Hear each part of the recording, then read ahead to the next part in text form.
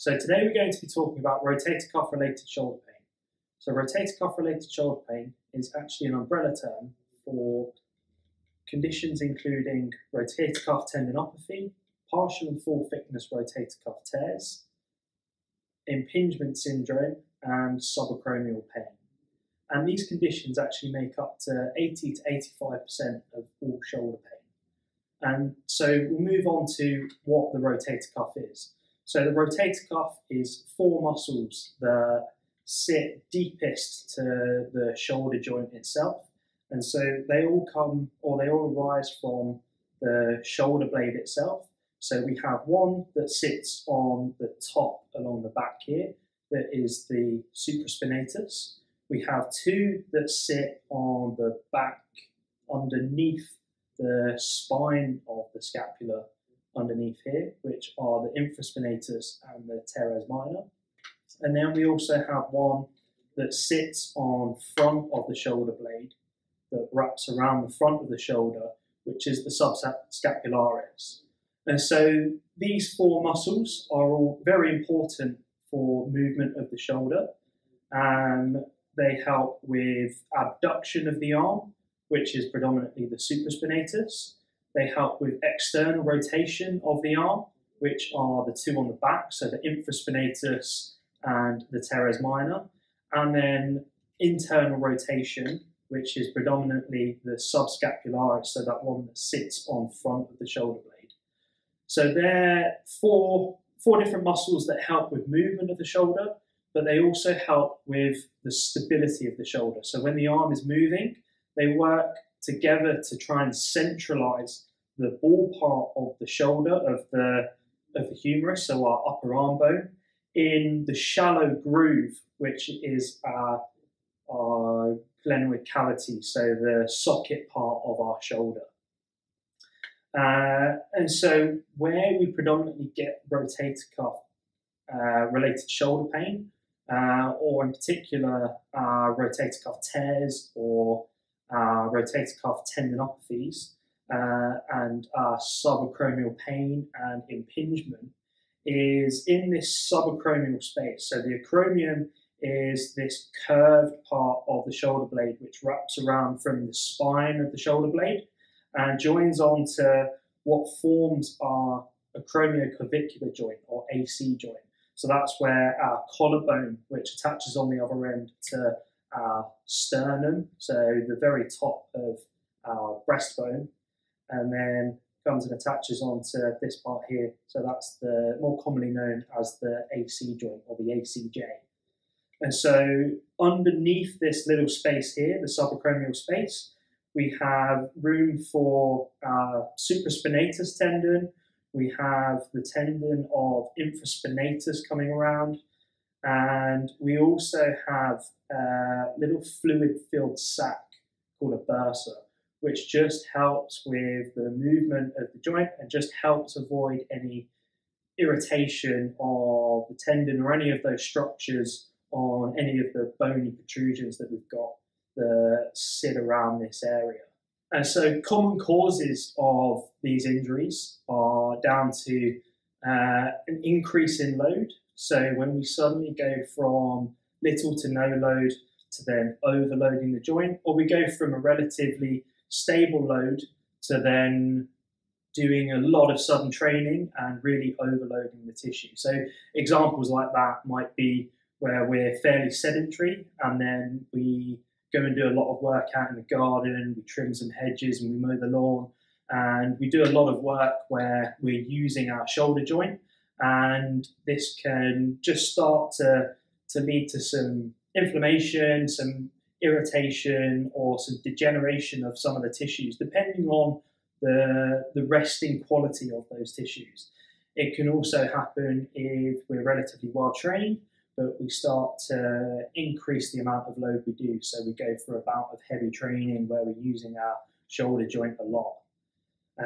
Secondly, it can come down to lifestyle factors. So anything from poor diet to lack of sleep or an increased amount of stress can all predispose us to these types of injuries.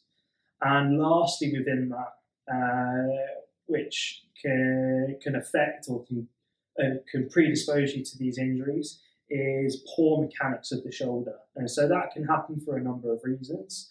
The first one being poor movement of the shoulder blade itself.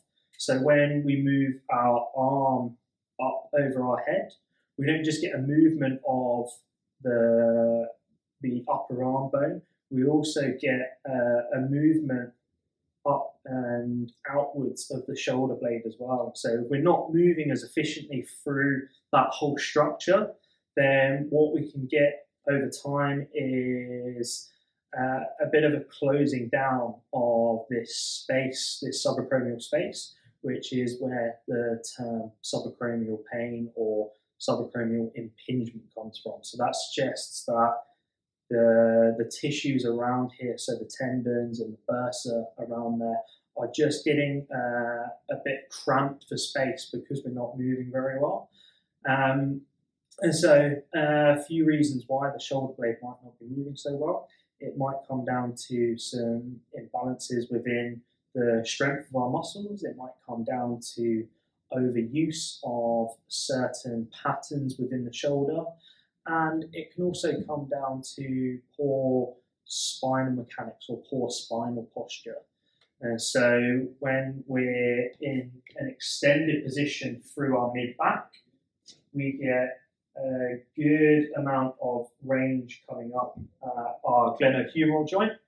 If we have a bit of a forward flex curvature of the spine, which we're all guilty at some stage, it's modern life.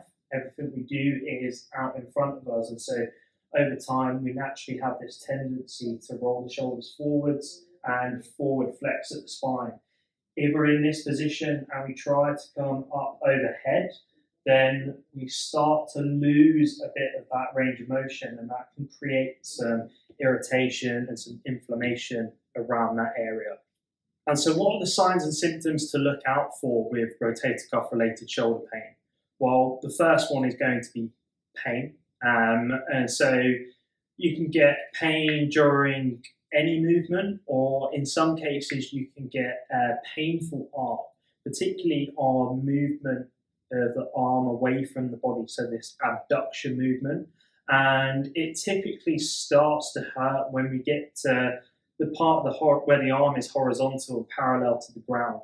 And then once we get up to a little bit higher, that pain goes away. So it's that arc from between these two ranges here and here that is painful, with no pain above and no pain below that. The second one to be mindful of is weakness around the shoulder during certain movements. And so, as we spoke about in the anatomy of the shoulder, the rotator cuff is very important for stabilizing the shoulder and assisting movement of the shoulder.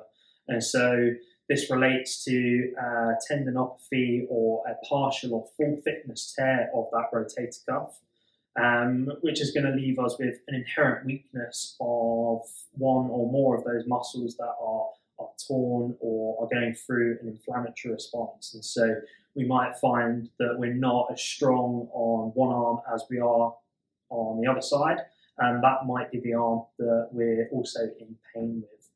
And so that brings us on to the treatment for rotator cuff related shoulder pain.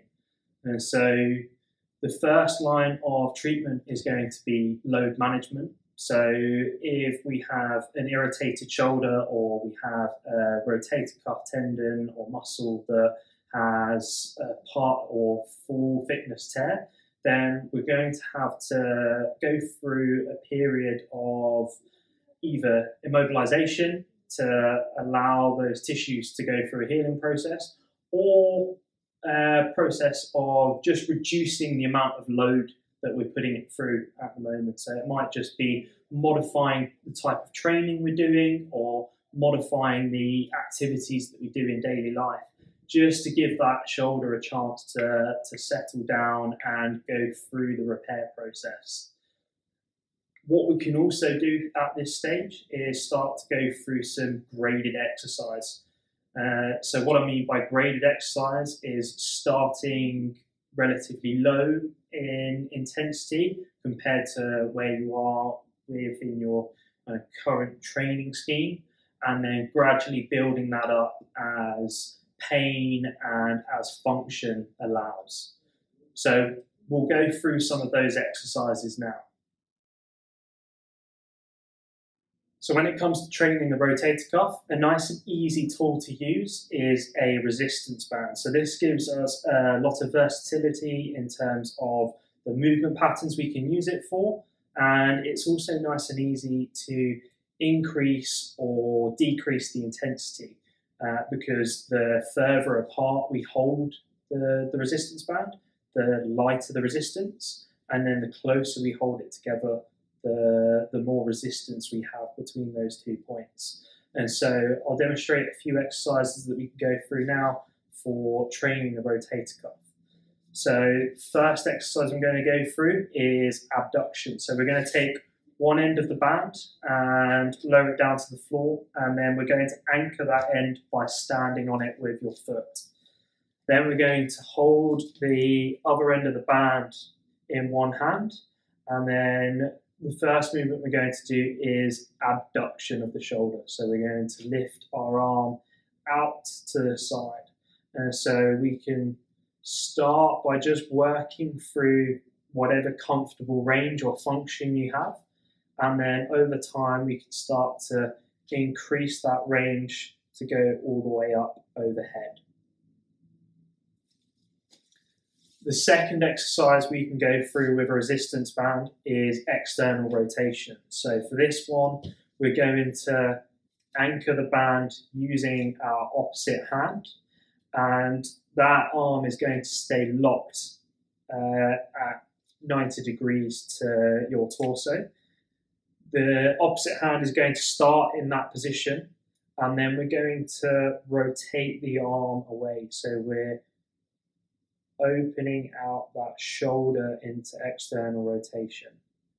So for the third exercise for training the rotator cuff, we're going to go through internal rotation.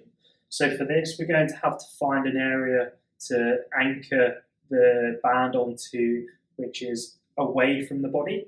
Then we're going to step out or grip down the band to a point where we can feel some resistance. And then we're going to work through the opposite pattern to external rotation. So we're going to move our hand towards the midline of our body. So we're creating that internal rotation at the shoulder joint.